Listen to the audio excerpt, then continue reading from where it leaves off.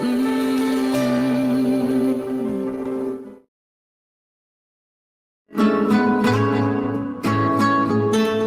learn more about our ministry, visit pcfv.ph or follow our social media for more updates and mission reports. Join us next time on 702 DZJS Jesus Saves, Kaagapay mo sa katotohanan. Also on TGON's koolFM, GDG Radio, SBS DZMX 954, and Sun Radio 1206. I'm Stephen Nuana Del Sol. Take care and God bless the Philippines.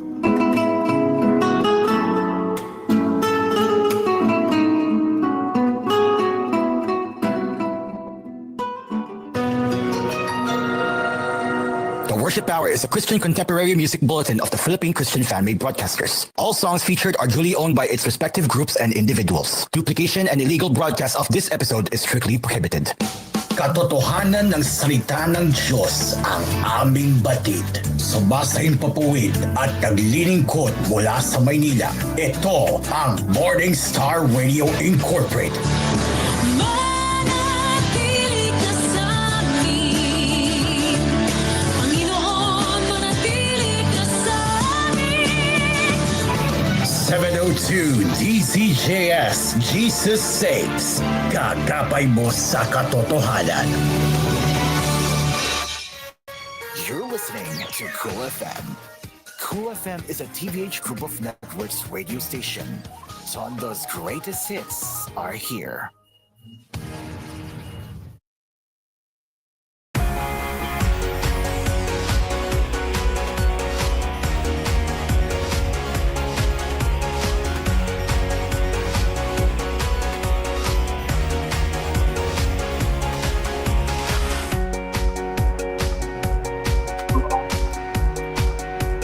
Good morning and welcome to Hello Pilipinas.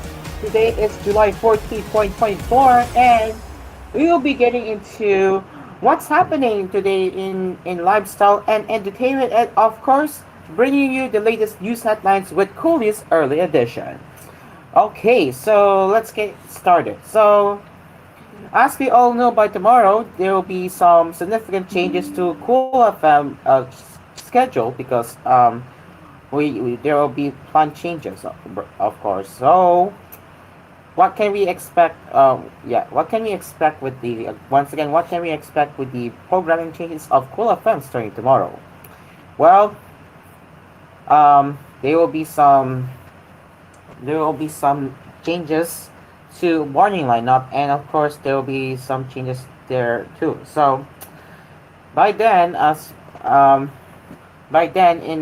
tomorrow 5:30, you can expect a paid programming from PCFB at 5:30, and then 6 a.m. will be koolNews Early Edition. So for the weekends, it's the same thing, but 5:30 to 7 will be occupied by PCFB. And yes, those are the changes what you can expect when koolFM signs on tomorrow. Okay, so now let's get into what with some lifestyle maybe. So let's get into that now. Excuse me. So let's go to lifestyle. What can we have here today?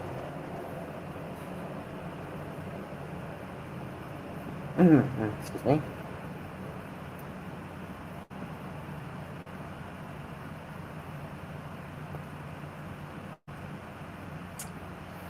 Filipino artist Marta Atienza takes over Times Square. So, this is interesting. Okay, so let me show you the screen share right now.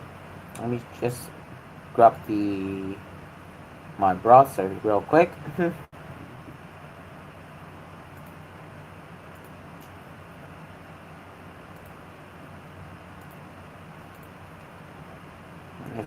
Excuse me, it's going to be on. There we go. Okay, so this is what we are going to be talking about. The first thing here today. So here it is. This is the Art Islands, which is in the Times Square, New York. And man, I have to say, it looks nice here. So this is the Our Island. Here, so as part of New York's Midnight Moment, Filipino artist Marta Anienza sends her 2017 work, Our Islands, something like this, something there, across multiple digital billboards for 3 minutes every night throughout July. Excuse me. The program flashes from 11:57 p.m. to midnight as part of the Midnight Moment Summer, showcasing art across more than 95 advertising billboards. Originally a 72 film, minute film, Our Island features underwater scenes from Bantayan Island in Cebu. Compressor Compressor divers perform a procession on the ocean water, emulating the Atihan parade. They don various dive costumes and items referencing Filipino culture from the Santo Nino to a caricature of Manny Pacquiao with boxing clubs and Roman celebrations. The work aligns with the artist's environmental advocacy, highlighting the dangers faced by Bantay Island's compression divers due to ocean degradation. The coordinates in the title were chosen by the divers to reflect the current tide and exact time of day. So let's have a look. Let me just show you right now. Let me just go ahead and switch windows if I can.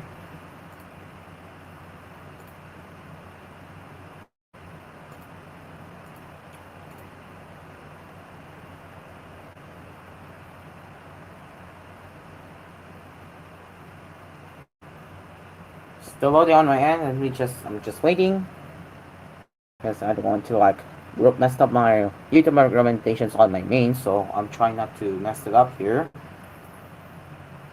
Let's see, unless I will be forced to stop screen sharing, who knows? But we'll be showing you this video, so let's see. And I do wonder if I'm just going to get my phone real quick.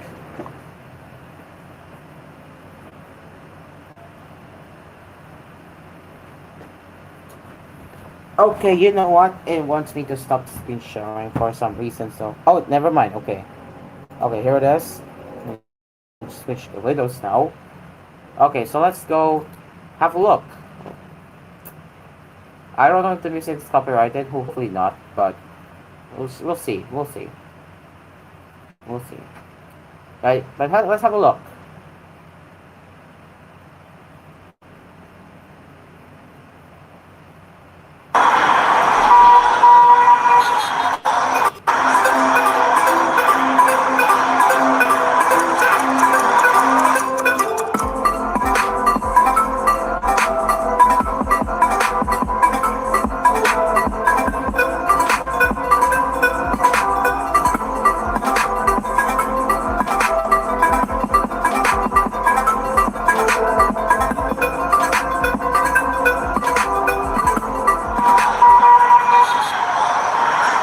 There you go. That's the video, guys. That is the video. I have to say that looks really impressive.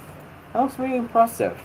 Let me now just change the screen share real quick. Give it a second. But yeah, I have to say that's very impressive. That's very impressive.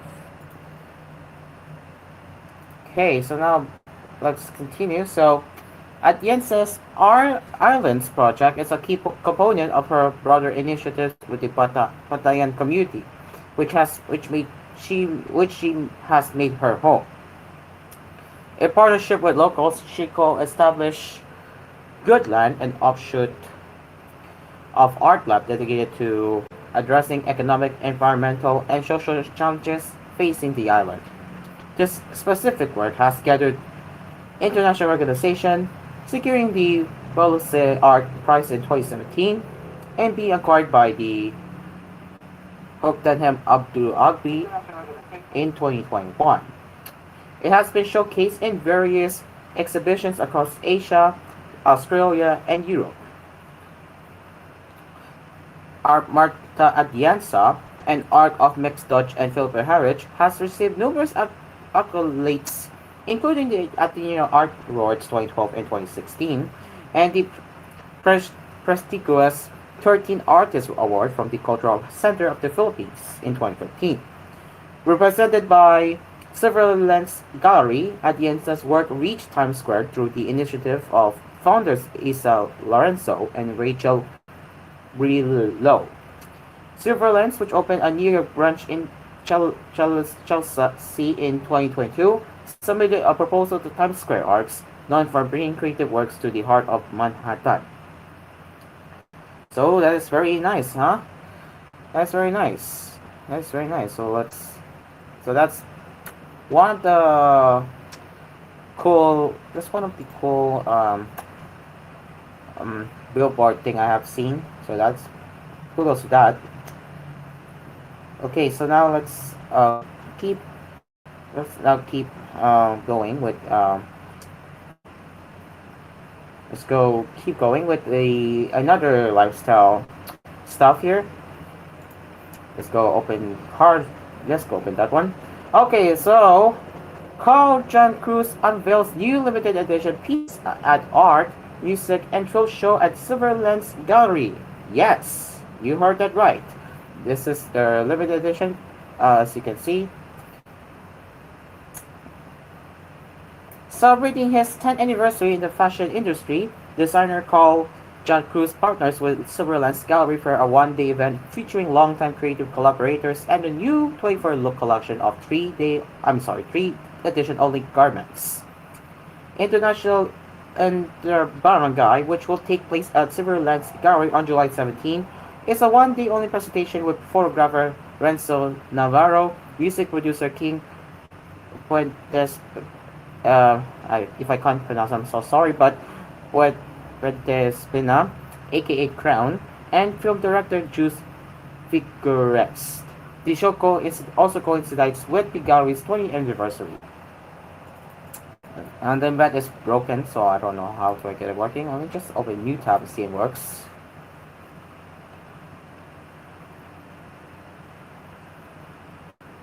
Okay, so you can see here, this is the artwork. This is the post, as you can see.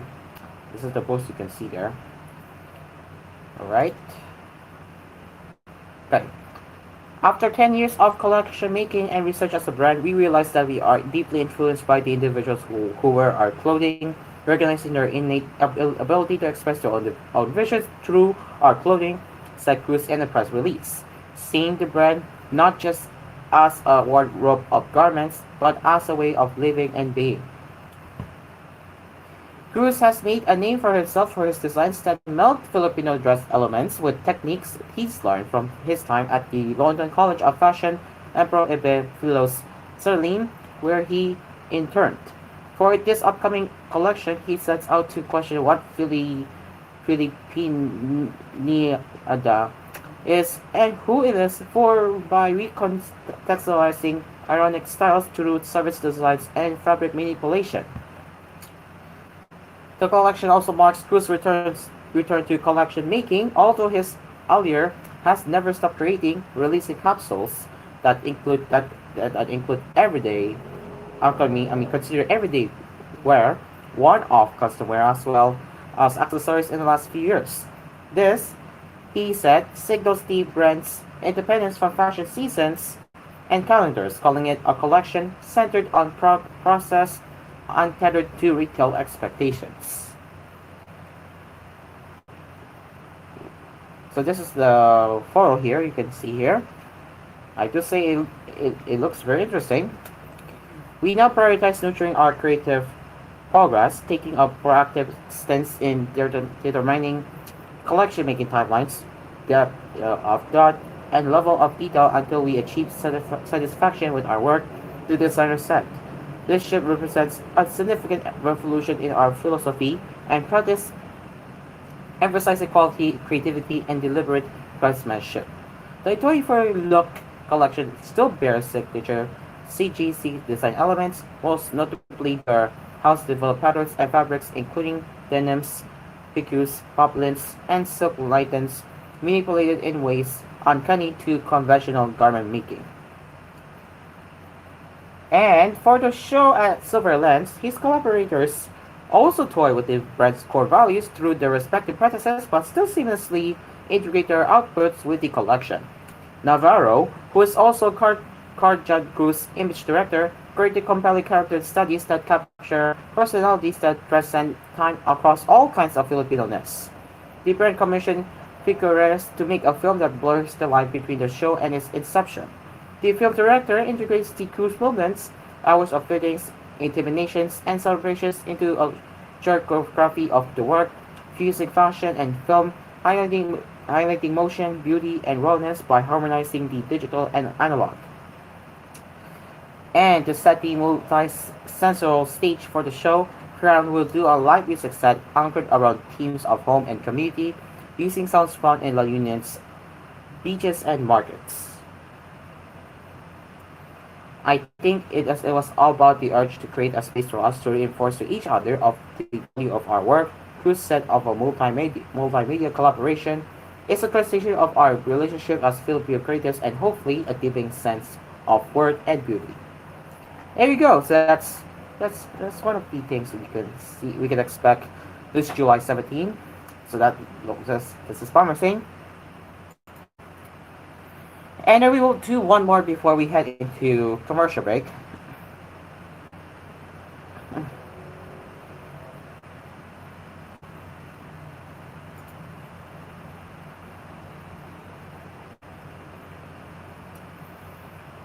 Well, what do we have here? Manila Symphony Junior Orchestra wins big in Europe. Nice, huh? Nice. The ensemble of 40 young Filipino musicians has just clinched back-to-back victories into prestigious international competitions, putting the Philippines on the global classical music map.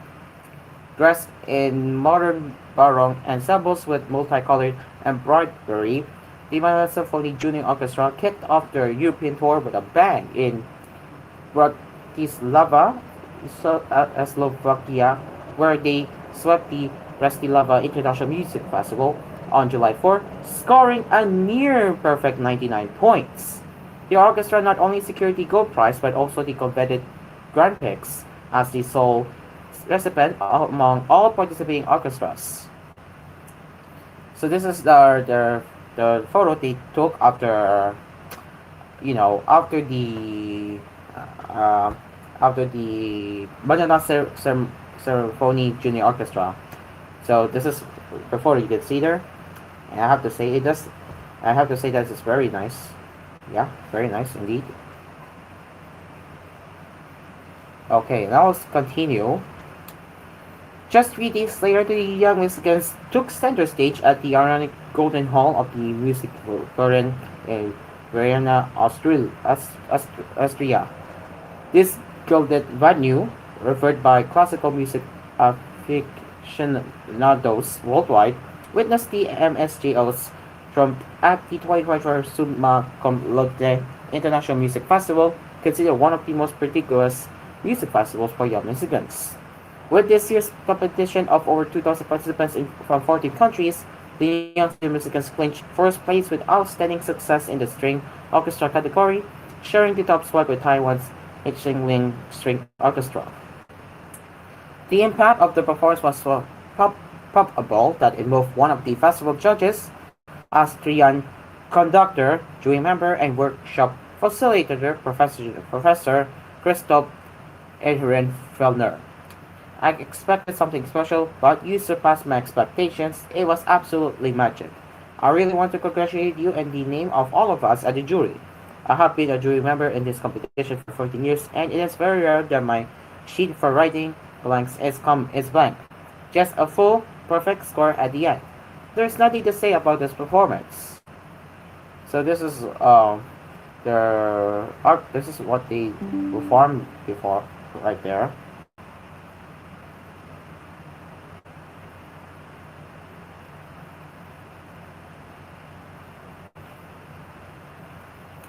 The program, a blend of Western classical pieces and Filipino compositions that feature Rossini's Cristantemi, Dvorak's Sararso from Serenade for strings, and original works by Filipino composers Hernani Cornaca and Real Nicole Custodio was performed entirely from memory.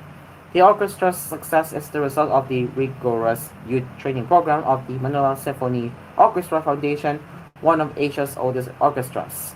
The MSGO is led under the baton of the renowned conductor Jeffrey Sorales, who is also the executive director of the MSO Foundation and associate conductor of Manila Symphony Orchestra. Also leading the youth orchestra were MSO concertmaster San Mario Gonzalez and principal cellist Arnold Joseph. So this is the photo taken. You can see here. Yeah, again, it really looks nice. The MSJO plans to continue the tour with performances in Vienna's MUTH Theater, the Vienna Concerthaus, and Prague's Smetana Hall before returning to the Philippines on July 13. The entire 2024 European tour of the MSGO was sponsored by Standard Insurance, led by its group man Ernesto Judas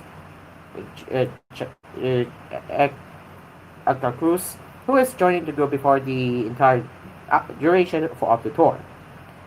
With the MSO's foundation's recent application to be recognized as a national performing arts company, the success of the MSGO could herald a new era of regular government support for classical music in the Philippines.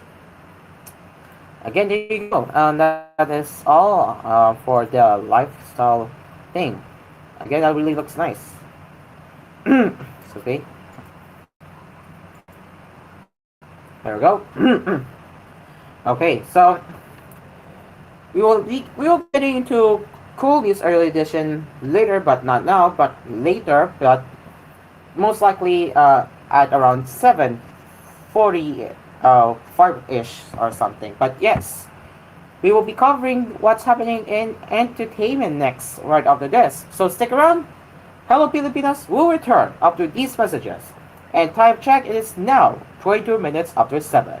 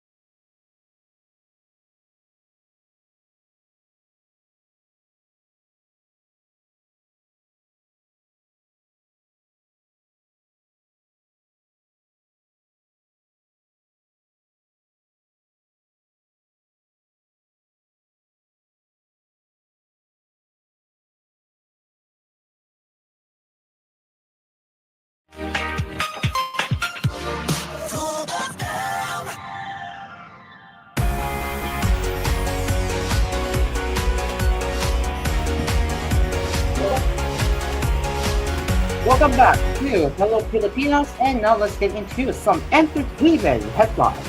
Let's get started. Let's go to Inquire for our entertainment now.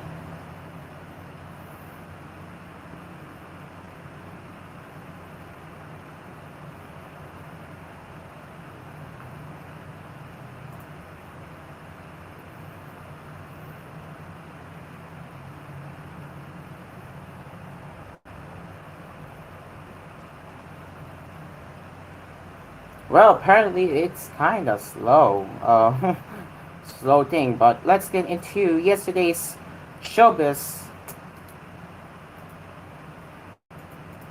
Starting with the local showbiz.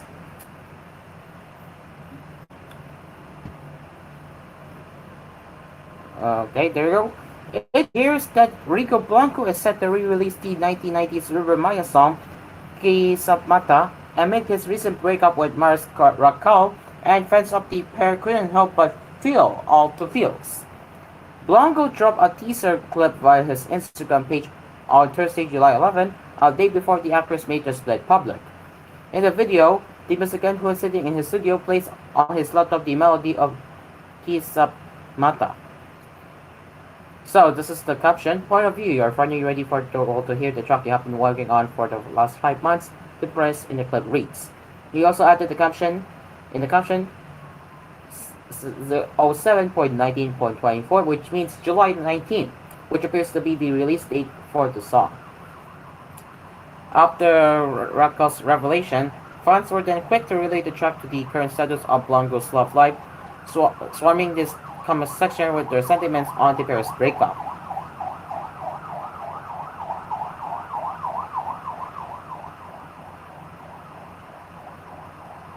Blanco, meanwhile, has yet to respond to these remarks or publicly address the breakup as of this writing. Raquel confirmed during a Star Magic Spotlight press conference that she and Blanco parted ways after 5 years of being together, saying there was no party in the relationship.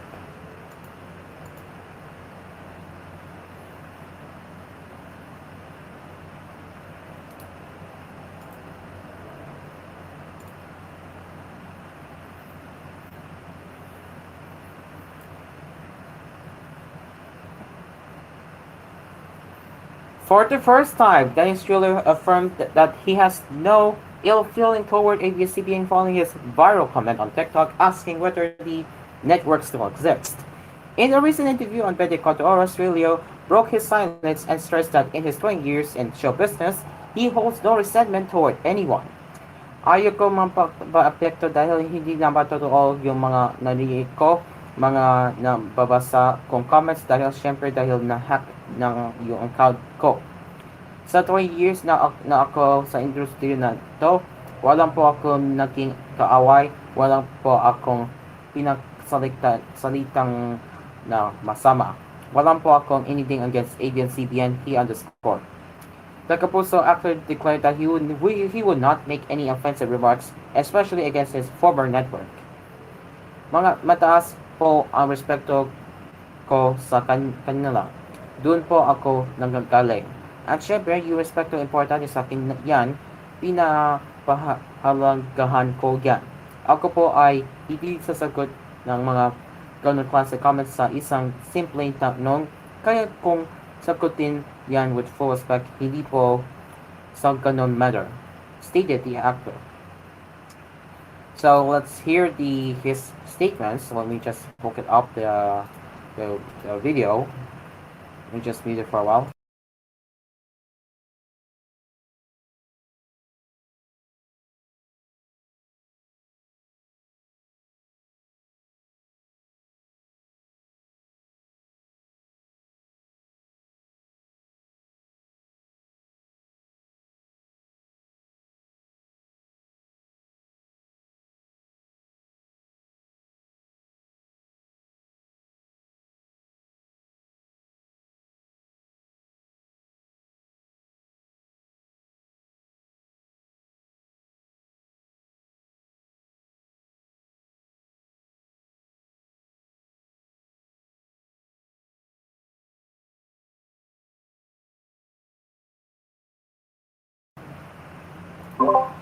Okay, just give me a second. If I can connect my mail real quick. There we go. Okay, so let's hear his statements. Dennis, isa-segue ko na kasi alam naman recently na pag-usapan na nagkaroon ng komento dun sa social media mo. And of course, Yes, yung management mo ay nagbigay na ng statement na nahack yung account mo. Naapektuhan ka ba dito? Ayoko magpa-apekto dahil hindi naman totoo yung mga naririnig ko, no, mga nabasa kong mga comments dahil syempre nahack nga yung account ko at ako ay sa 20 years sabay tayo dito sa industriya na to. Wala po akong naging kaaway, wala akong naging pinagsalitaan ng masama. Wala po akong anything against ABS-CBN. Mataas po ang respeto ko sa kanila. Doon po ako nanggaling, doon tayo nanggaling pareho. At syempre yung respeto, importante sa akin yan. Kaya pinahalagaan ko yan. Ako po ay hindi sasagot ng mga ganong klaseng comments sa isang simpleng tanong. Kaya kong sagutin yan with full respect, pero hindi sa ganong manner. Yeah, there you go. That's his statement. Trillo recently made headlines after he allegedly replied to a comment about his wife, Jenny and Margado, transferred to ABS-CBN after she was not seen on GMA's news station ID. May ABS Pagpa, does ABS still exist? A comment supposedly from the actor Reed, which gained attraction. After the viral comment, Trillo's management released a statement saying that the actor's TikTok page had been hacked. On Thursday, July 11, Trillo posted a new video on the platform hinting that he now has access to his account. Meanwhile, Mercado's talent manager affirmed that the actress will stay as a royal artist of GMA. Trillo and Mercado also recently set up their own production company. The two have been married since 2021.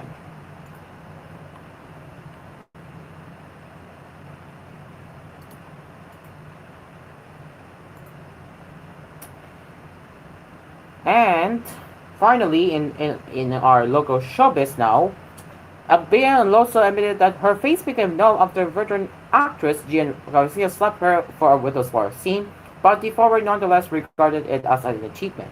Alonso spoke about her filming experience with Garcia, particularly their slap scene during a Fast Talk with Buddha interview on Thursday, July 11.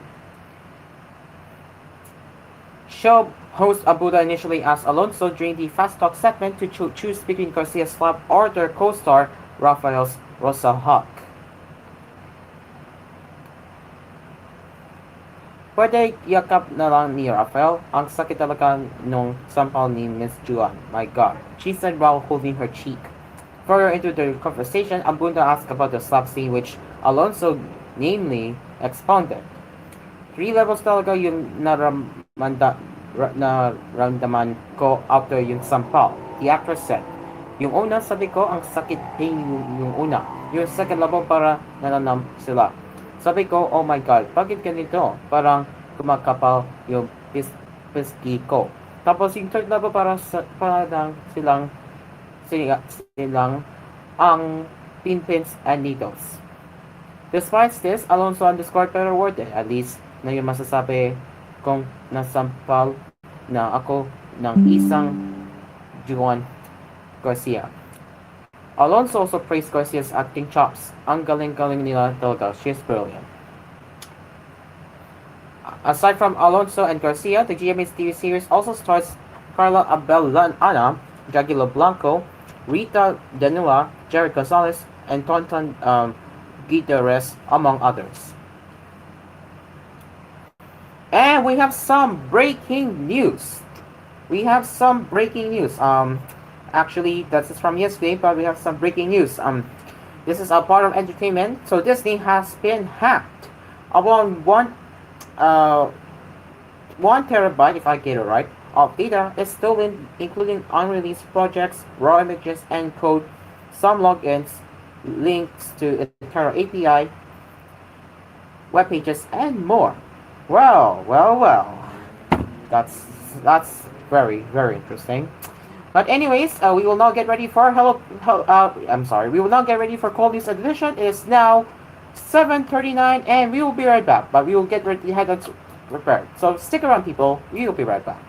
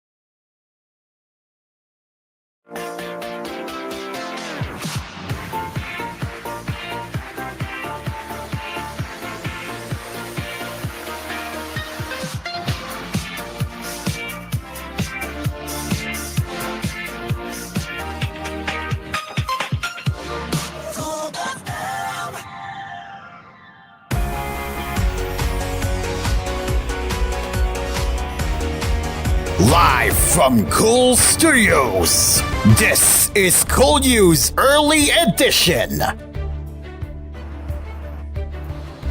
Good morning and welcome to koolNews Early Edition. At least one floor of a six-story building in Pasay City that once housed a Philippine offshore gaming operator Pogo now serves as a shelter for the homeless. The Department of Social Welfare and Development had a space repurposed for after the Pogo was shut down following a raid in October last year, when authorities found an alleged torture chamber, a sex den, and other signs of the company being used for human trafficking and online exams. The DSWD is currently occupying the second floor of the building at the corner of Williams and Harrison Streets under an agreement it signed in May with the Presidential Anti-Organized Crime Commission, the agency that led the raid. The floor now serves as a processing center for vagrants brought in from the streets and who the DSWD formally calls families and individuals in street situations. The other floors are being used by three other government agencies, PAOCC, the Bureau of Immigration, and the Technical Education and Skills Development Authority.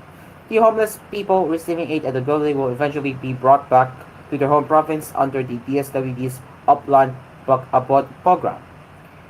There are about 60 of them currently staying there, and more are expected in the coming months, according to Social Welfare Undersecretary Edu Punay. The entire floor can accommodate up to 200 individuals. We renovated the rooms and the common areas to mirror our care facilities, Punay told the Inquirer.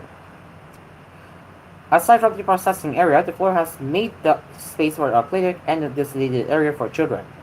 Punay said that the DSWD was now in the process of escorting the property. He said there were provisions in Republic Act number 10364 or the Expanded Anti-Trafficking in Persons Act that allowed the legal procedure for properties that have been used for human trafficking. Upland Abot was launched last year to provide immediate assistance to street dwellers and help them eventually get back on their feet. President Marcos Jr. issued Executive Order number 52 on January 18 to improve the capacity of social workers, community volunteers, and the local governments for such interventions.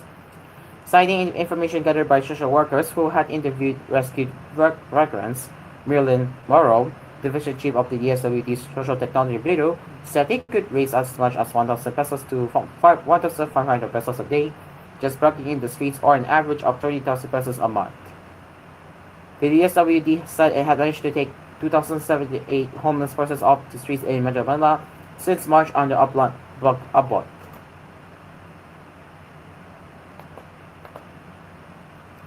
The mayor of Porac, Pampanga, where a Philippine offshore gaming operator Pogo was raided last month for alleged illegal activities, has received solid and unwavering support from all of its villages chief, unlike Amparo Mayor Alasco of Baban Tarlac, where a Pogo company was shut down in March.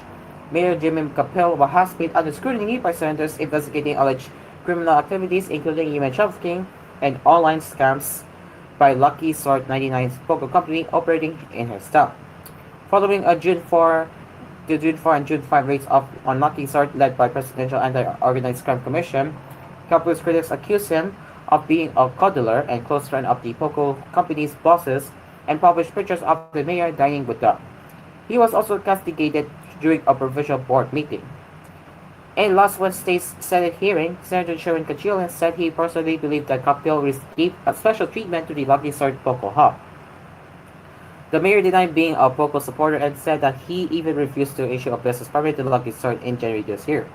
He earlier argued that it was the responsibility of the state gaming regulator, Philippine Amusement and Gaming Corp (PAGOR), and not local governments to monitor Pogo activities.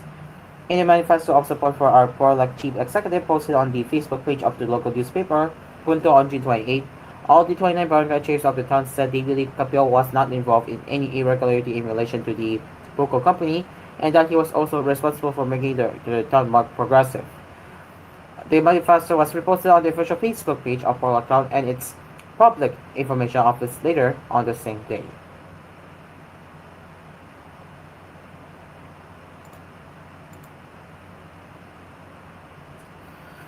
The Department of Agriculture is expanding the coverage of this program to offer rice at only 29 pesos a kilo to include areas outside the metropolis as the retail price of the staple food is expected to decrease.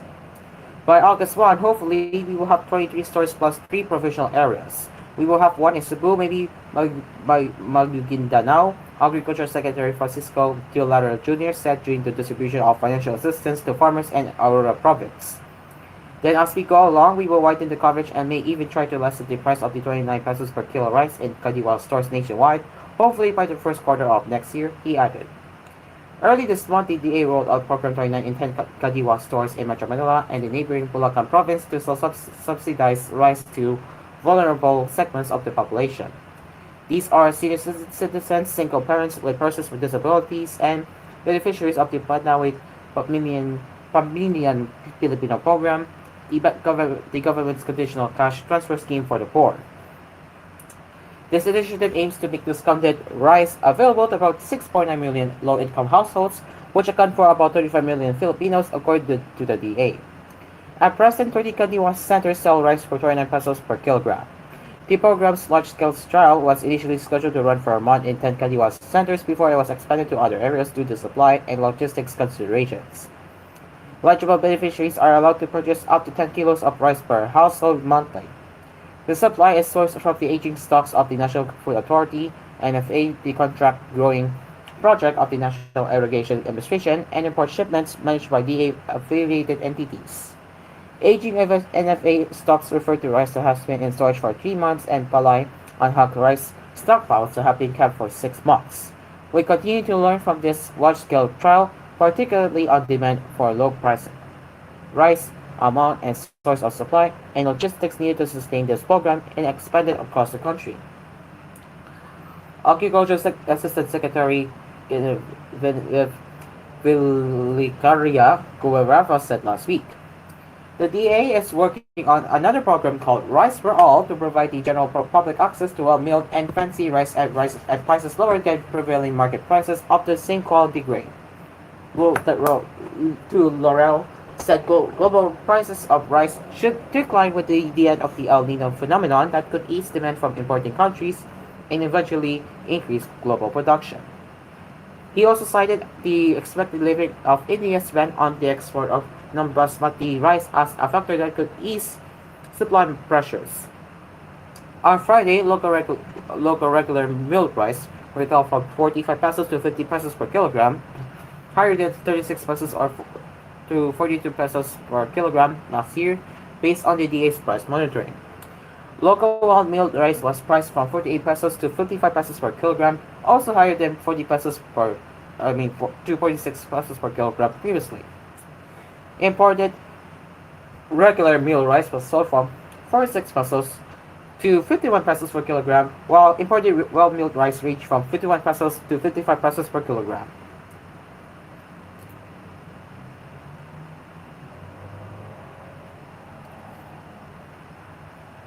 The Metropolitan Manila Development Authority, MMD, on Saturday urged protesters to stay away from the Metro Rail Transit Line 7 or MRT 7 along Commonwealth Avenue in Quezon City during their State of the Nation address rallies on July 22. Emmanuel Miro, the MMDA's head for special events, said the agency is 100% ready for President Ferdinand Marcos Jr.'s third SONA, but asked for some cooperation from the expected protesters. We will ask them to move to a more spacious area so they won't cause blockage. The government respects the right to express their sentiments, but we hope they won't end up inconveniencing others, Miro said. He said protesters will be allowed on Commonwealth Avenue, but only up to Luzon Avenue, similar to last year's arrangement. Miro said the agency will deploy a force of 1,329 personnel on the day of the address. He said there are no road closures so far on the part of the MMDA, as it is the security sector such as the police that determines the need for road closures. The Philippines and the United States will hold in Manila, possibly within the month, another 2 plus 2 foreign and defense ministers meeting to finalize previous agreements, including infrastructure commitments at the 9 sites under the bilateral enhanced defense cooperation agreement. Lee Radnir, U.S. Assistant Defense Secretary, said the ministerial summit will be attended by State Secretary Antony Blinken and Defense Secretary Lloyd Austin for Washington and Foreign Secretary Enrique Manalo and Defense Secretary Gilberto Teodoro Jr. for Manila. Speaking at the Center for Strategic and International Studies China Sea Conference in Washington on July 11, Radnor said the meeting would likely tackle the envisioned General Security of Military Information Agreement, a proposed military intelligence sharing accord. He said Manila and Washington were also working on the security sector assistance roadmap to prioritize shared investments in the modernization of Philippine forces. The future we're striving toward is one with greater interoperability and cooperation among like-minded Indo-Pacific partners, and this means enhanced reciprocal access, more participation in larger and more complex regional exercises, greater investment together in advanced capabilities, and Manila stands at an intersection of all of that, Radnor said. He said the United States would continue to invest in infrastructure improvements at all 9 ECA sites to strengthen combined training, exercises, and interoperability between Filipino and American troops. The 2014 ECA allows the United States to build and operate facilities on Philippine military bases for both U.S. and Philippine forces.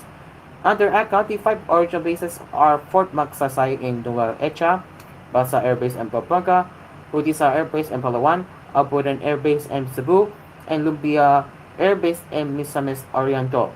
But since China escalated expansive activities in the West Philippine Sea, both Manila and Washington added naval base Camilo Arias and Cagayan, Camp de la Cruz in Isabela, Balabac Island, and Palawan Ilaulo Airport in Cagayan. Oh, whoops.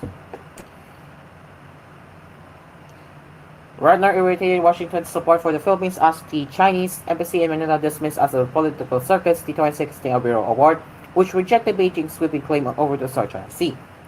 This aberration is essentially a political circus dressed up as a legal action, the embassy said in a statement on the 8th anniversary of the award on Friday. The award thus is illegal, null, and void. China does not accept or recognize it, and will never accept any claim or action thereon. This position has won the support and understanding of more than 100 countries. Many international authoritative law experts and scholars have criticized and called into question the integrity of the Abiro Award, the embassy added. Beijing has not specifically identified the more than 100 countries nor the many international authoritative law experts and scholars that have expressed for its claims. At least 4 jurisdictions, however, have expressed official support for the Abiro Award, including the United States, Japan, Australia, South Korea, Canada, France, Germany, European Union, and United Kingdom, some of which have forged security ties with the Philippines. Let me be clear. Radnor said in Washington, the PRC's or People's Republic of China claim has no more credibility today than it did when the Abiro Tribunal issued its unanimous ruling in 2016. Bangladeshi banker and Nobel laureate Humamat Yunus believes that communities, if given access to capital and the tools of entrepreneurship, can dig themselves out of poverty. It was the principle that defined his public life and brought him to the Philippines decades ago, where he found the bond among neighbors strong, but the grassroots mechanism for social services weak. He then partnered with social enterprises, business driven by missions transcending the pursuit of profit, in hopes of making them not only financially viable, but empowering for their host communities. Many of the non-profit organizations he worked with, like the Negros Women for Tomorrow Foundation and Hahon Sahirap Incorporated, Hashi, have since operated with the same optimistic mindset that Yunus the Nobel Peace Prize in 2006 microcredit, making capital available through small collective loans, is the lifeline for borrowers not exactly appealing to banks. When Yunus returned to Manila last week, he was happy to see his partners thriving with their own network of micro-entrepreneurs across the country. In some countries, microcredit goes in the wrong direction. What was supposed to be a social enterprise suddenly wants to make a profit, but the Philippines retain the whole spirit, where they make money but it is used for people to benefit from, he told the Inquirer. We are very impressed by the progress and commitment, added the 84-year-old, who came for the Philippine edition of Social Business Day, an annual conference organized by his Dehaka-based think tank, Yunus Center. The man made it his personal mission to promote microfinancing, having witnessed its transformative results in impoverished Bangladeshi's village.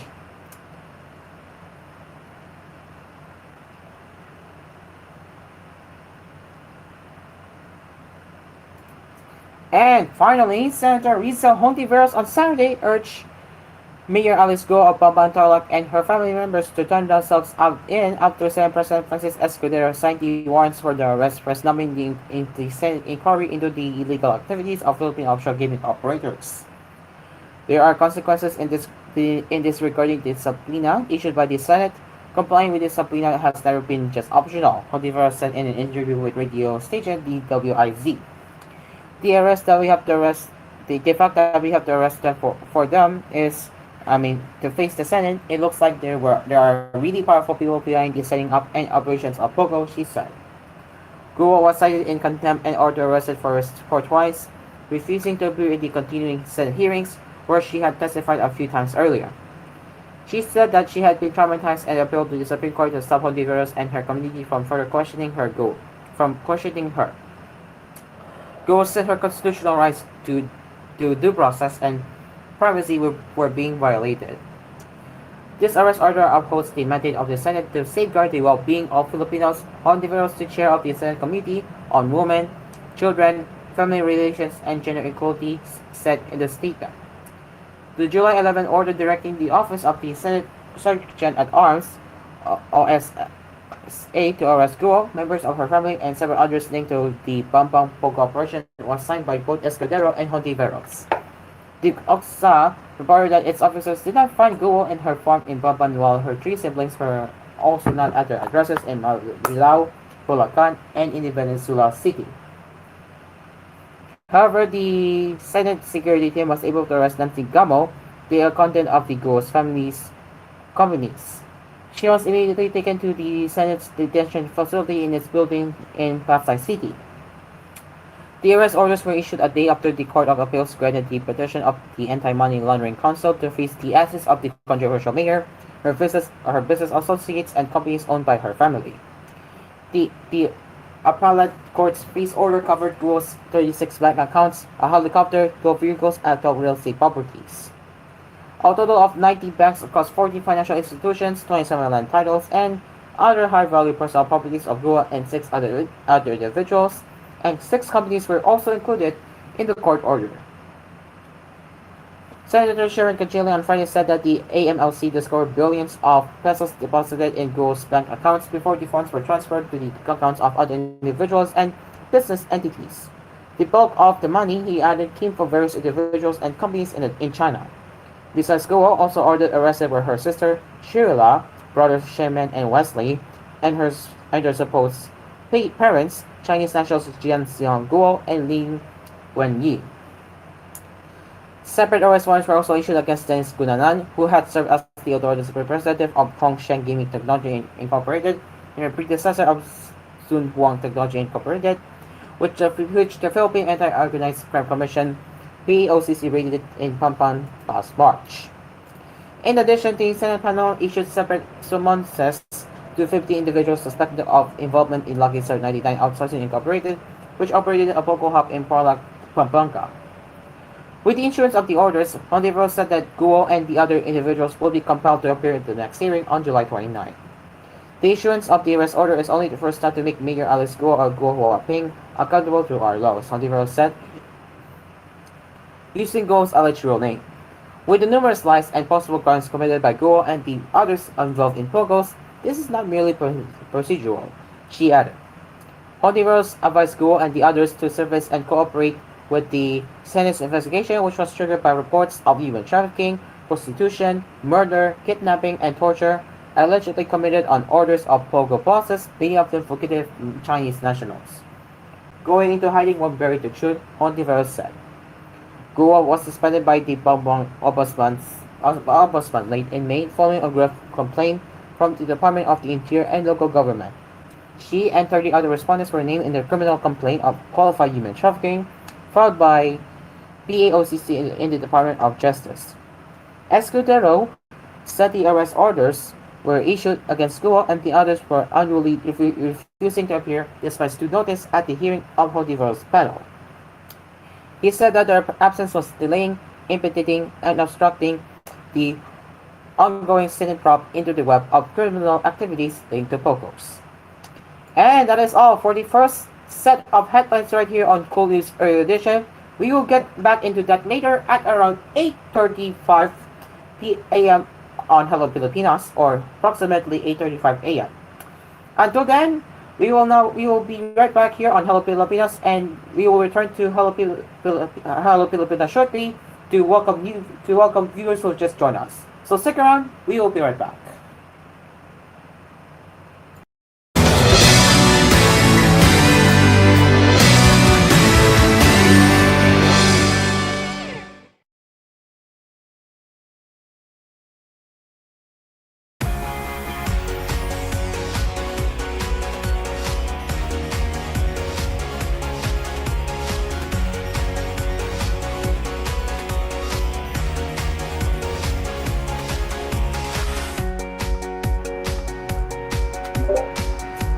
Alright, it's 8:07 and welcome to Hello Pilipinas, who just joined us here. So thank you so much for joining us here to start your day with us. In case you missed it in the previous hour, we have covered a lot of lifestyle headlines from, wait for it, from Filipina artist Mattia Atienza taking over Times Square, Carl Jan Cruz stages new collection and collaboration at Silverlands. Manila Symphony Junior Orchestra wins big in Europe competitions. That's the lifestyle part. And in local showbiz news, we covered Rico Blanco teasing Kiss Up Mata track amid split with Maris Racal. Dennis Driller affirms no ill feeling toward ABS-CBN, and Bien Alonso on getting slapped by Gian Garcia. It was worth it, basically. Alright, so as we will get into more entertainment now, let's go into variety. Let's see what's new here.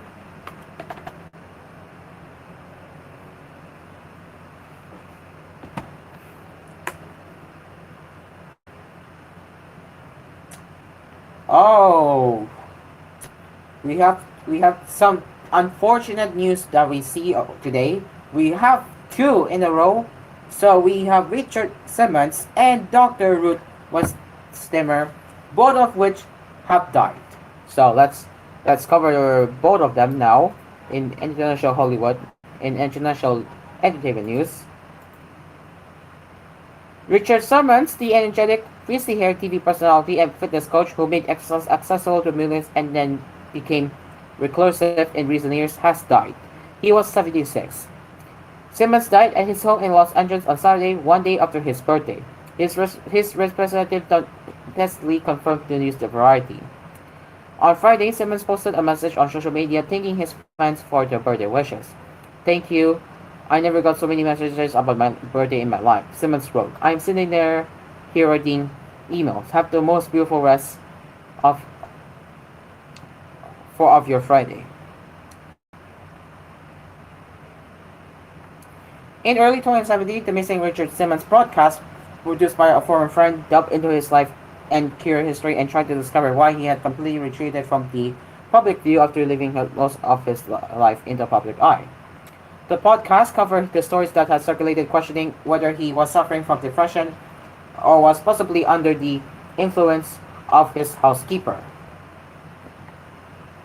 While other fitness stars like Jack LaLanne, Arnold Schwarzenegger, and Jane Fonda exhibited impressive physiques and movie star good looks, Simmons appealed to the average viewer with blocky chair rather than huge muscles. His neon hued, sequined exercise wear made him a sketch icon, although he avoided discussing his sexuality. The Richard, the Richard Simmons Show, which featured recipes, exercise routines, and celebrity guests, ran from 1984 to 1989 and gathered daytime Emmys for Best Direction and Best Talk Show. A series of TV workouts, including sweating to the oldies, sold well for years, bringing his upbeat motivation to viewers around the country. After his Richard Simmons Show went off the air, he stayed in the public eye with guest appearances on numerous shows such as Whose Line Is It Anyway, Chips, and Arrested Development. He was also a frequent guest on the Howard Stern radio show and on Late Night with David Letterman. An accompanying biopic of Simmons' life was announced in January 2024, where Pauly Shore was set to portray the fitness icon. Simmons, who has been a close since 2014, spoke out against the film. Hi everybody, you may have heard they may be doing a movie about me with Pauly Shore. I have never given my permission for this movie, so don't believe everything you read, Simmons wrote on Facebook. I no longer have a manager and I no longer have a publicist. I just try to live a quiet life and be peaceful. Thank you for all your love and support. Simmons was active in charity events, particularly those promoting a healthful lifestyle, and taught classes at his exercise studios. He made himself available for frequent interactions with his many fans, whether they're on movie stars, home bus tours, clients of his exercise studios, or passengers on his cruise to Alap cruise. His exercise studio remained in business in Beverly Hills until 2016. He is survived by project.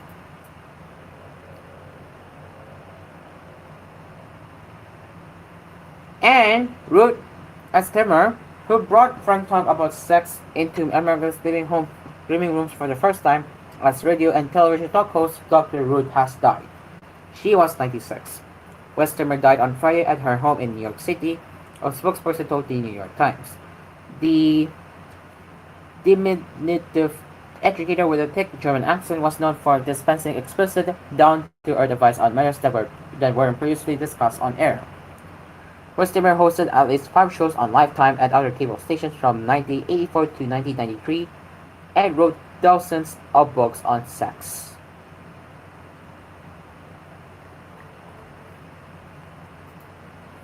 And now let's get into both now.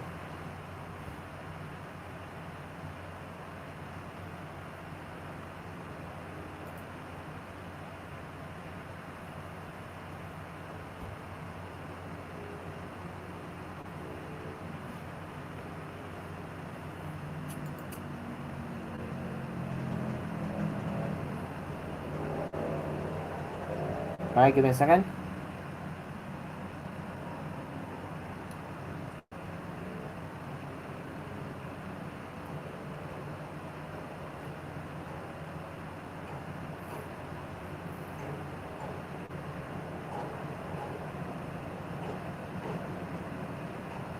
Okay, it's fairly slow, but let's get into one thing and then we will head to ad break so we can prepare for more entertainment stuff here. Lori Petty and Bobby Moynihan have been added to the cast of CBS' upcoming NCIS prequel series, NCIS Origins. These reps will join a cast that also features Austin Stowell, Kel Smith, Kyla Abercrombie, Michael Molino, Diane Rodriguez, and Caleb Foote, with Mark Harmon serving as narrator. In the series, Petty will play Dr. Lenora Friedman, a seasoned pathologist at the San Diego Medical Examiner's office. As comfortable around the dead she is living, her passion for the job is infectious. And Moynihan joins us Burrow Woody Brown, the widely overworked senior chemist and director of the NIS Forensic Lab, who compensates for his lack of sleep with an offbeat sense of humor. NCIS Origins began production this past Monday. The show premieres on Monday, October 14th at 9 p.m. Eastern Time. And there we go. That we have now covered the Hollywood now. So we will be now be taking a break. So stick around. We will be right back as we will be covering gaming, which is coming up next, and of course anime, and finally we will be covering the last few headlines with koolNews early edition. So now, viewers and listeners, stick around. We will be right back.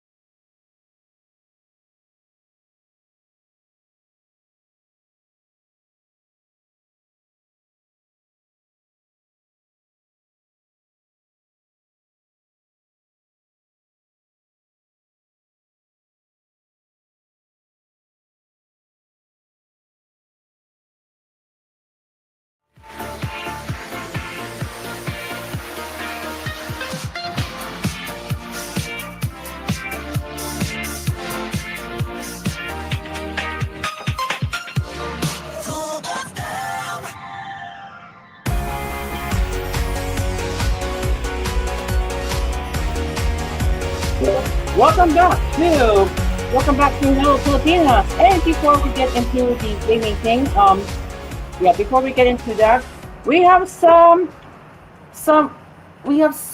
very special announcement from for our bloomers out there. It looks like Beanie is going global. Woo! Blooms, let's go. Blooms, this is it. KCON LA 2024, ladies and gentlemen. KCON LA 2024. Beanie will be part of KCON LA 2024, which is located in Los Angeles, which will take place on July 26 to 28, 2024. So, you heard it right. Beanie will be joining KCON LA 2024, which is presented by Samsung Galaxy. So, let's go! Beanie and Blooms out there. Alright, now let's get into the gaming news now. Let's go to Niche Gamer. Oh, hold on. I might have to go to toilet. Give me a second. I might go to toilet. Just give me a second.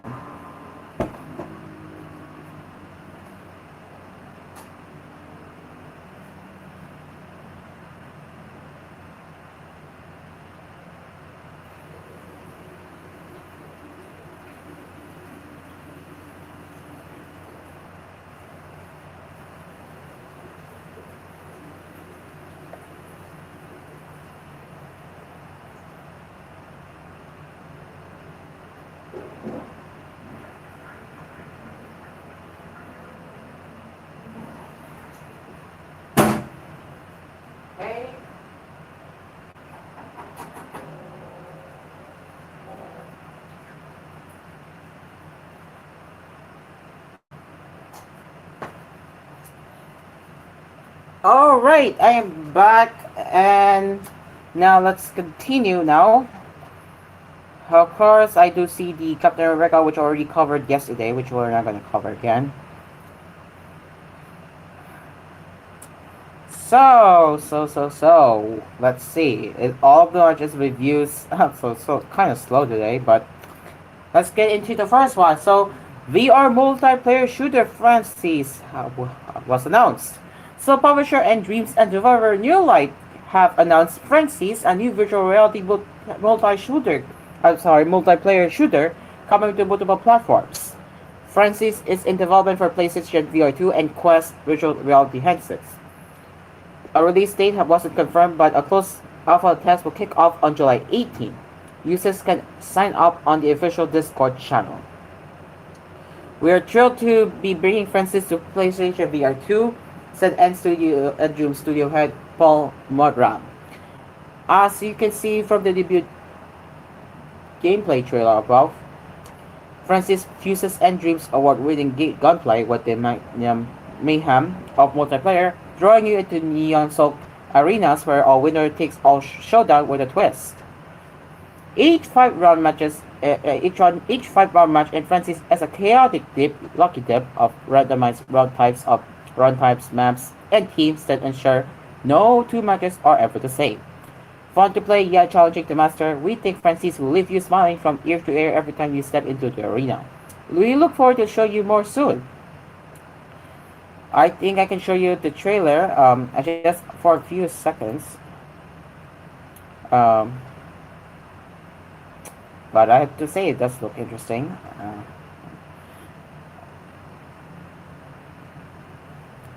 So yeah, actually no, never mind. I don't show you the trailer, but what I can tell already, it looks promising. Okay, next. Since it's slow, well, let's cover that. Okay, well, Nintendo Switch Online subscribers out there, Nintendo has announced the Nintendo Switch Online is adding all three of the original Destined to No Starfight games from the Game Boy Advance. So there you go. It will be available for the expansion pack subscribers. So if you wanna go try those games, you all have to at least have the Nintendo Switch Online Plus expansion pack.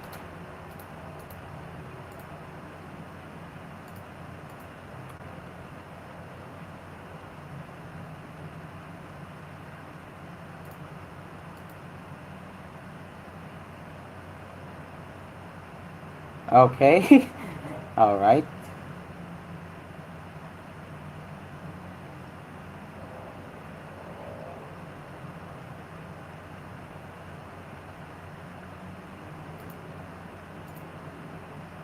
Okay, so sorry, I was just so thing. But anyways, Action Game Maker. Whoa, Action Game Maker. Whoa, Action Game Maker. Hold up now. Hold up. RPG Maker franchise developer Gotcha Games has announced Action Game Maker, the successor to the Pixel Game Maker spin-off creation engine. Action Game Maker is launching sometime in 2025 for Windows PC via Steam. So here is the rundown. The latest in the running Maker series of game development toolkits, Action Game Maker brings 2D action game development to those of all skill levels. Built using Godot engine, and Action Game Maker provides access to professional level functions without any programming required. A collection of samples and assets are included to provide the foundation needed to make your game a reality. Unchain your imagination. So, it does not require coding. If so, you don't need. If you are not good at knowledging, or basically you're not into programming well, no knowledge of programming is needed currently. So, Action Game Maker builds on the Node-based visual scripting system created for Pixel Game Maker MV with many improvements. Again, no knowledge of programming is needed. Simply connect up actions similar to RPG Maker's event comments and see the unique logic for your game come together. Take advantage of the excellent 2D functionality provided by Godot Engine, the popular open source engine powering Action Game Maker. So, here are the list. It features UI design based on the existing Godot UI. Support for GDScript is provided for those who want to move beyond visual scripting. A complete 2D pipeline, the tile map editor with auto tile function, supports both sprite and 2D bone animation systems, and access to Godot's rich particle and shader systems, as well as support for dynamic lighting and shadows, enabling a full suite of graphics features. And yes, everything you need to build your first game is included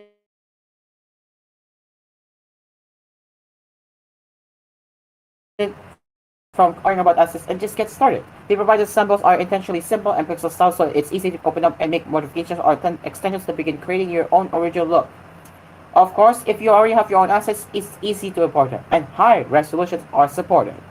So good news for potential game developers out there. If you want to make, if you're very new to this, then Action Game Maker will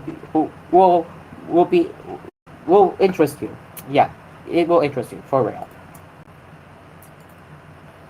Okay, and of course I have already covered. Sign in to confirm your. Oh, you can. Oh, Lomao. Oh, Lomao. Wait a minute. They want me to sign. Oh, wait. Oh, I'm signed out. Okay, so apparently, guys, I want to show you this real quick about some people getting this new thing here. Let me just go open that.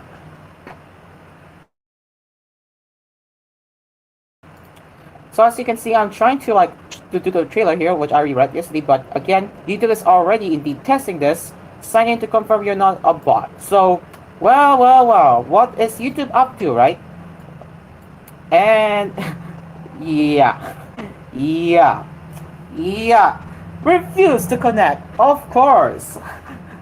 Don't know why, but let me just hook up a thing here. Let me just stop now. But very funny, Google. Very funny. Very funny. Very funny. Very funny indeed. Very funny. Anyways, now I have to say that, oh my god, Google, what is Google really up to? Why does it really require to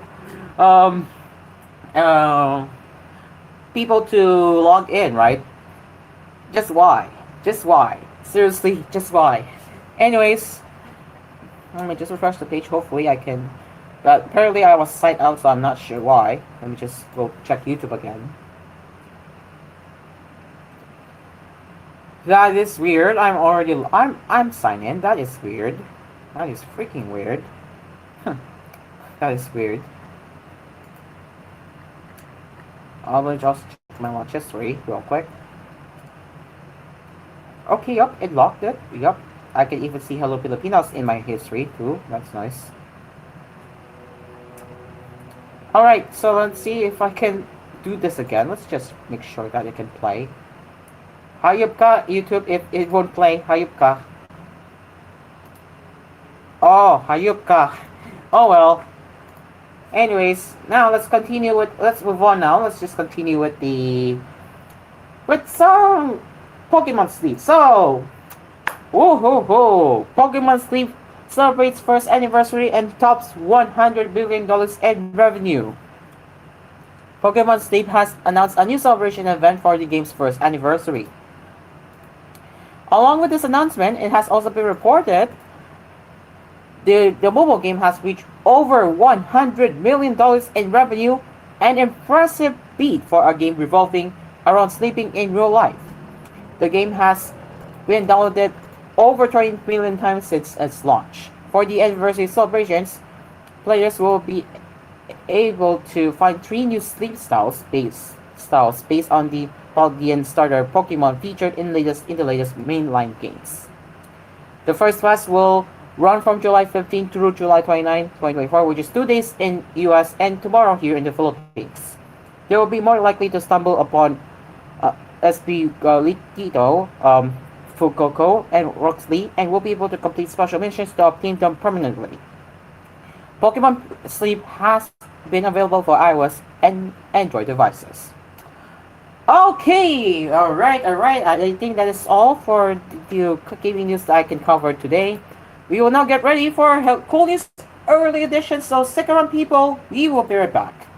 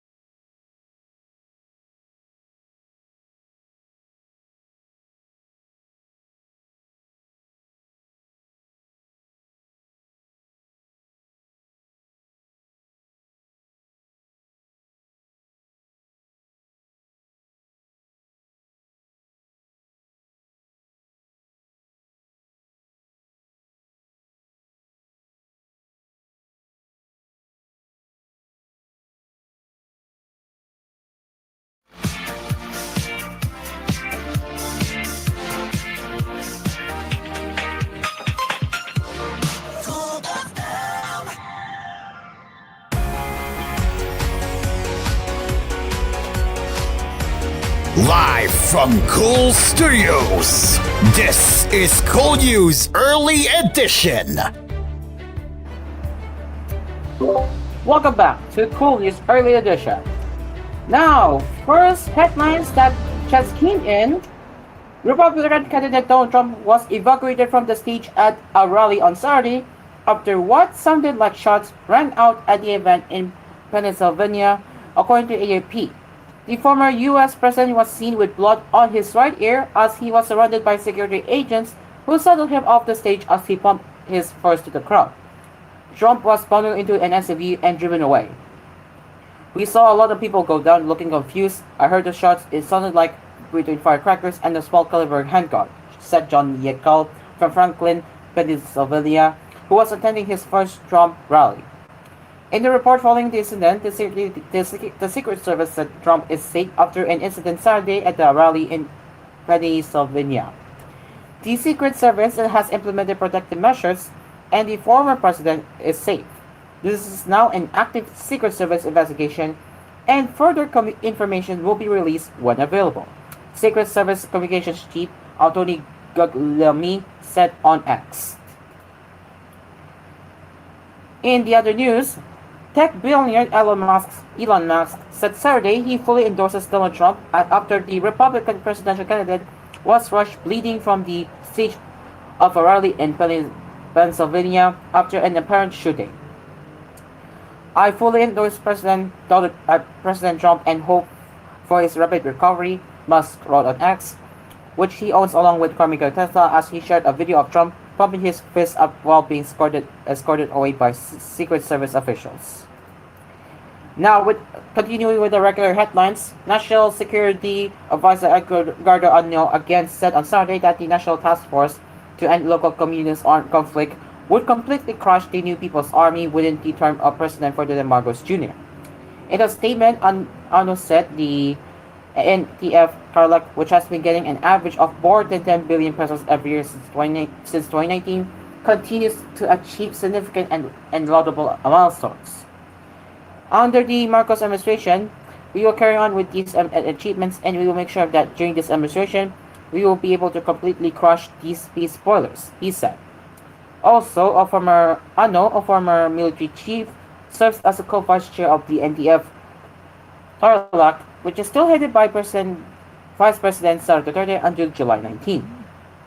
Duterte resigned from the Marcos cabinet as Concord's Education Secretary and NTF ALCAC chair on June 18.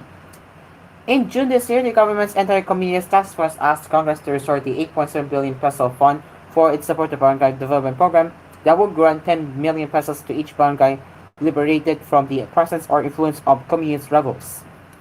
According to ANO, the Armed Forces of the Philippines has been able to destroy the political military component of all 87 active NPA fronts since 2018 due to the government's implementation of multi-pronged political and socio-economic programs. We are also on the verge of completely dismantling the remaining 7 weakened guerrilla fronts. We expect that the remaining GFs will be dismantled within the year or the next, he said. Colonel Francel Margaret Padilla, spokesperson for the AFP, said Marcos in February this year has ordered the AFP to end the local armed insurgency in the country within the year as the government transitions to external defense. Padilla said there were 11 remaining weakened guerrilla fronts across the country with about 1,500 fighters.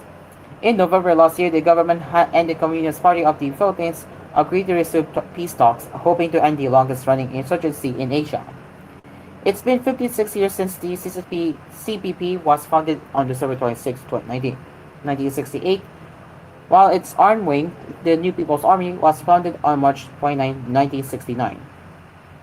Marcos said both parties have agreed to a principled and peaceful resolution of the armed conflict. We have taken a bold, meaningful, and optimistic step toward the fulfillment of this aspiration for all Filipinos, he said.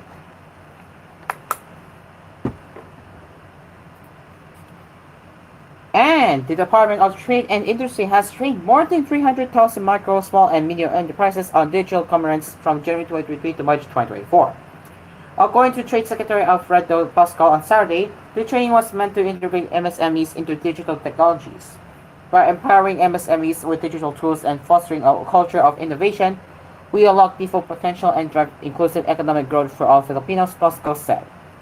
In this regard, the DDI has onboarded over 300,000 MSMEs nationwide in e-commerce platforms from January 2023 to March 2024, he noted.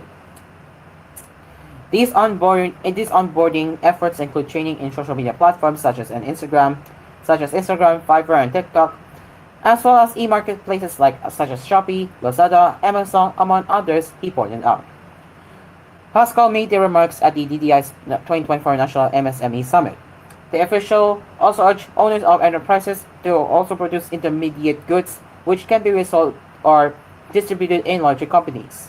We also would like to encourage MSMEs not to limit themselves to producing consumer goods. We want them to produce intermediate products that can be integrated into the supply chains of larger companies, he continued. Data from the DTI said that as of 2022, there were more than 1.1 million MSMEs in the country. By empowering MSMEs, we unlock the full potential of thriving, inclusive, and sustainable Philippine economy, Pascal concluded. There you go. And now, it is time for cool weather. Brought to you by the Pagkasa Weather Specialist, Daniel James E. Villamil.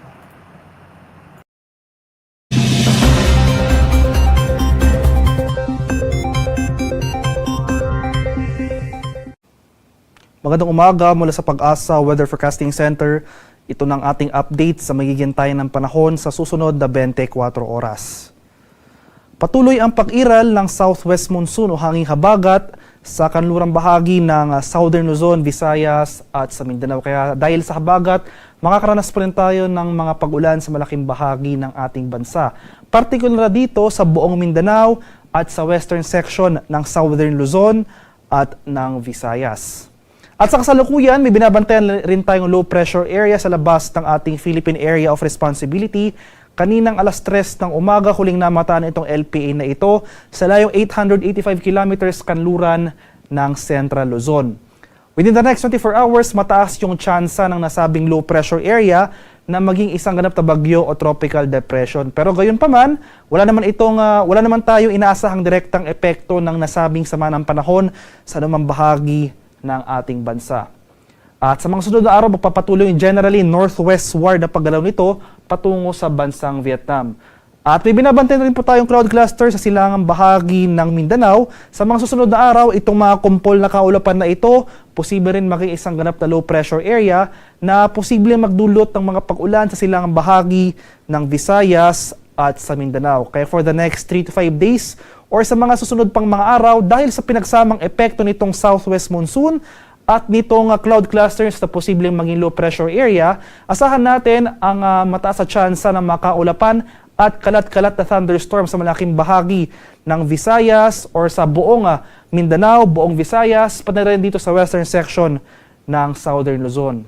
Pagpapatuloy itong maaliwalas sa panahon sa Metro Manila at sa nalalabing bahagi ng ating bansa, maliban na lamang sa mga tsansa ng biglaan at panandaliang buhos ng ulan na dulot ng localized thunderstorms. At para naman sa maging lagay ng ating panahon ngayong araw dito sa Luzon, dahil sa pag-iral ng hanging habagat, asahan pa rin natin itong maulap na kalangitan na may mga kalat-kalat na pag-ulan, pagkulog at pagkidlat sa bahagi ng Occidental Mindoro.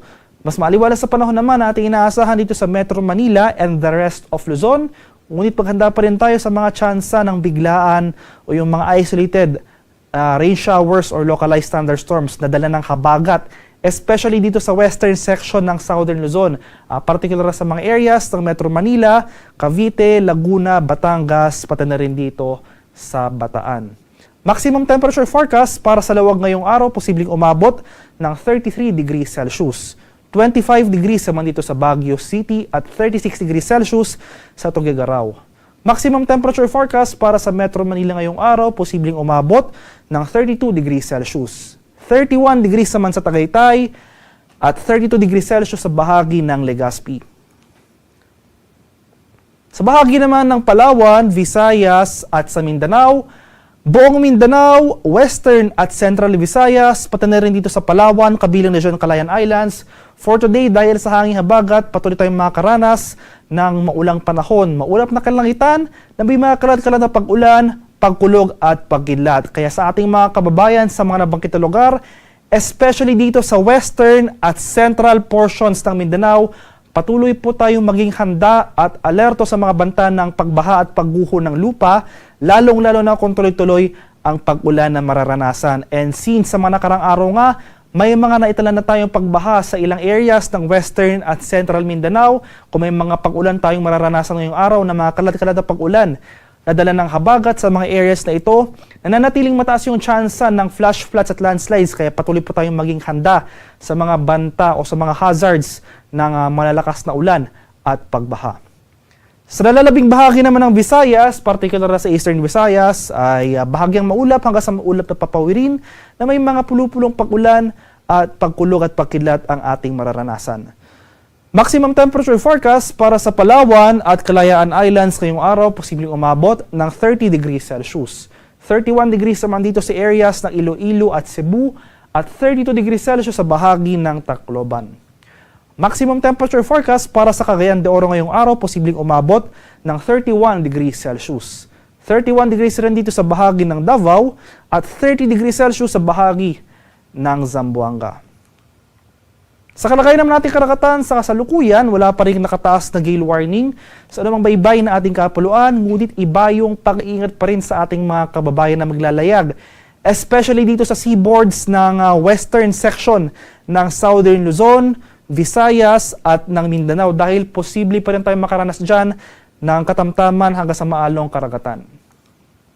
At ang haring araw dito sa Kamunilaan ay sisikat mamayang 5:35 ng umaga at lulubog naman mamaya sa ganap na 6:29 ng hapon.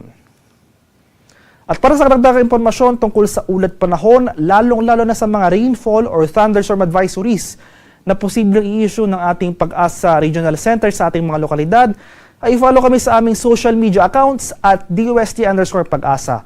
Mag-subscribe na rin kayo sa aming YouTube channel sa DUST Pag-asa Weather Report at palaging bisitahin ang aming official website sa pag-asa.dust.gov.ph. At yan naman po ang latest mula dito sa Pag-asa Weather Forecasting Center. Magandang umaga sa ating lahat. Ako po si Dan Villamil nag-uulat. And that is it for koolNews Early Edition. As always, you can send a news tip or feedback to us at tvh.philippines.news@gmail.com. And we will be back with more news headlines later with koolNews at noon, 4, 6, and 9 with koolNews Primetime. Until then, I am Asphere, and with that, koolNews Early Edition has now concluded. We will now return to Hello Pilipinas shortly. Good morning.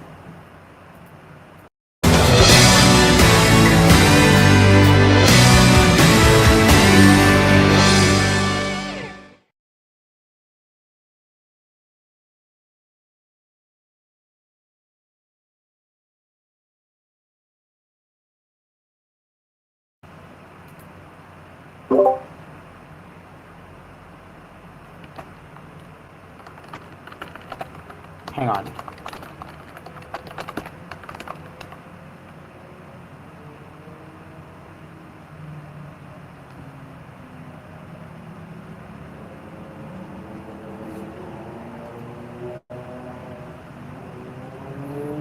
Alright, and also, I also forgot to mention, thank you, Stephen, for notifying me, but it was an attempted assassination, so regarding the report that we read earlier. So, thank you very much to Stephen for notifying me. Alright, so 4 minutes before we leave the airwaves, so let's now cover the anime now. Where is it? Let's go to Anime News Network. Here it is.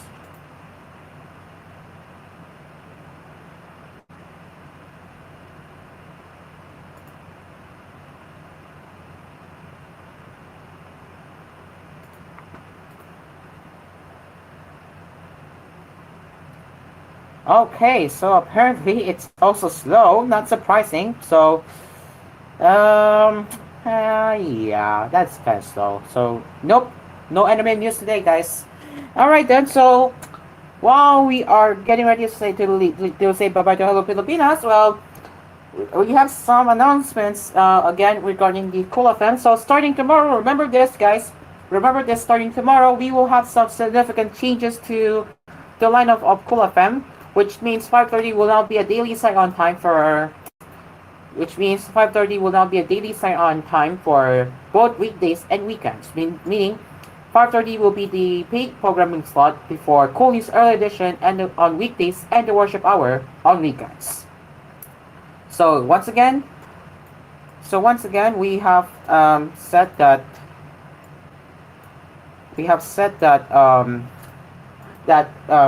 koolNews Early Edition will be moving to its burning time slot, which we did say. So 6 to 9, that is 6 to 9 in the morning.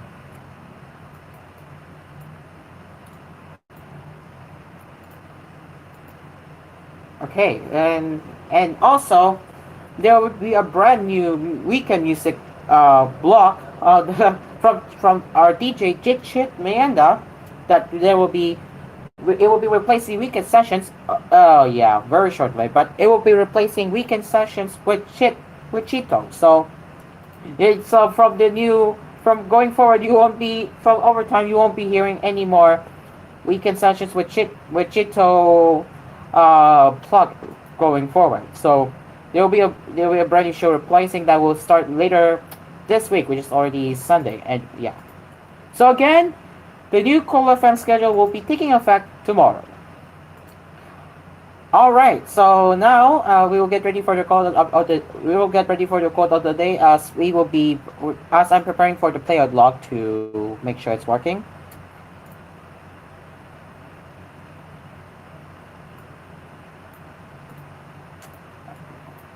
Okay, let's get ready for the quote of the day. We have a minute to do it. Let's go. All right. Today's quote of the day: there are many men of principle in both parties in America, but there is no party of principle. From Alex de Tocqueville. And that will be it for Hello Pilipinas this morning. As always, thank you so much for joining us to start your weekend mornings with us right here on Hello Pilipinas. We will be back next week at 7 to 9 right here on TVH Network, koolFM, and also live streaming on TGON Productions and TGON News YouTube channels. Until then, I am Asphere, and this has been Hello Pilipinas. Happy weekend, everyone, and good morning! We will see you next week. Bye-bye!